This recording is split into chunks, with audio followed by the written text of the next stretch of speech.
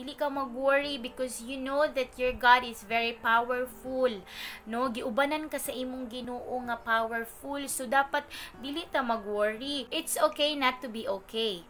Pero dili ka pwede magstay ana nga sitwasyon nga dili ka okay all the time because you have a God. You have a powerful God. So kailangan mulaban ka sa life kay tungod naa kay Ginoo nga mag-uban sa imuha to overcome those problems, to overcome those adversities. Mahuman ra gyud na siya. Pag mahuman na diha na nimo ma-experience ang favors kay tungod you are faithful.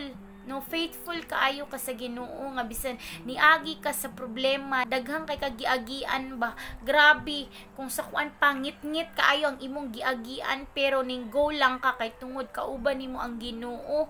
No, wala ka ni quit, wala ka ni give up.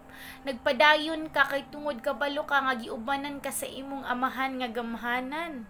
Yes, God is a powerful God. He is a miraculous God. Bisan unsa ang imong situations karon, bisan unsa ang imong gikaharap nga sitwasyon karon, naa kay Ginoo.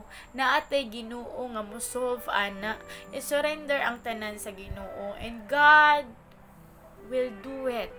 God will fix it for you because God loves you.